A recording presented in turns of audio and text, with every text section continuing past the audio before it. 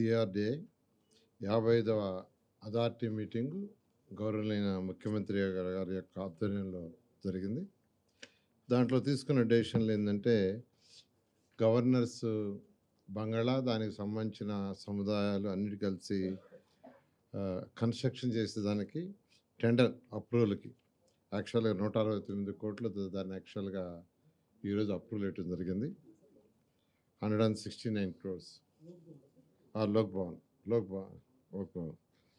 అదేవిధంగా judicial academy, AP judicial academy కన్స్ట్రక్షన్కి administrative sanction ఇది 163 crores ఇచ్చారు.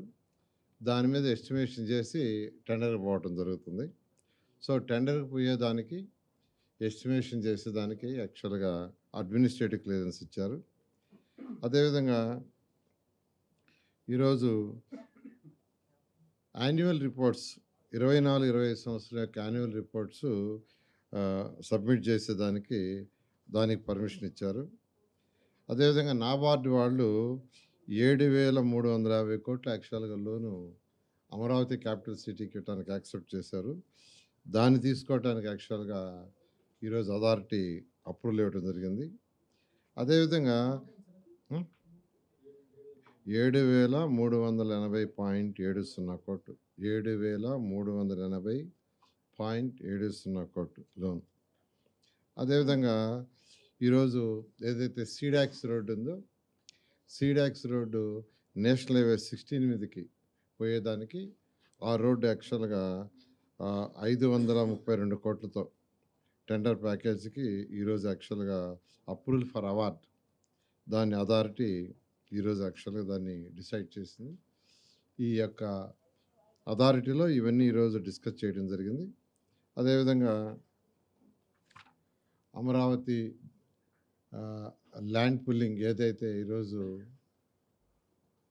ఇంటర్నేషనల్ స్పోర్ట్స్ సిటీకి, తర్వాత ఇన్నర్ రింగ్ రోడ్డుకి, అదేవిధంగా రైల్వే ట్రాక్ ఏదైతే ఉందో దానికి తీసుకున్నాం 16,666 ఎకరాలు. దాని మీద కూడా యాక్చువల్గా ఈరోజు బ్రీఫ్గా డిస్కషన్ జరిగింది.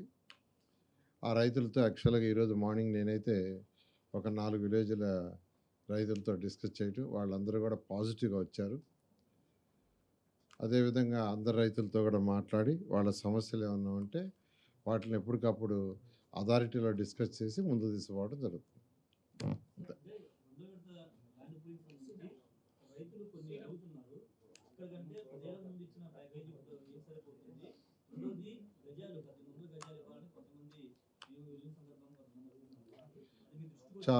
అది వచ్చింది చాలా క్లారిటీగా చెప్పాం. నిన్న మొన్న ఇక్కడ ల్యాండ్ అయితే ఎవరు ఇచ్చారో వాళ్ళకు కూడా అదేవిధంగా ఇచ్చాం ప్యాకేజ్ 30,000 50,000. బట్ 10 years కంటిన్యూ చేస్తామని చెప్పాం. ఇప్పుడు ఇచ్చిన వాళ్ళకి కూడా 10 years కంటిన్యూ అవుతుంది. ఏదైతే హైక్ ఉందో అదే హైక్తో 10 years కంటిన్యూ చేస్తాం. అందువల్ల అక్కడ కూడా అదేవిధంగా చేస్తామని వాడు మార్నింగ్ క్లారిటీగా చెప్పడం జరిగింది. ఏది అదే క్యాపిటల్ గెయిన్స్ది మొన్న ఫైనాన్స్ మినిస్టర్ గారు వచ్చినప్పుడు నిర్మలా సీతారామన్ గారు ఆ రోజు రైతులు యాక్చువల్గా రిప్రజెంటేషన్ ఇచ్చారు. సీఎం గారు స్వయంగా దగ్గరుండి ఆమెతో డిస్కస్ చేశారు. ఆమె పాజిటివ్గా దాని మీద వర్కౌట్ చేస్తా అన్నారు.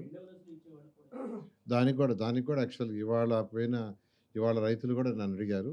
ఇక్కడ ఇస్తే దానికి కూడా ఉండే విధంగా చేస్తాం. Thank you.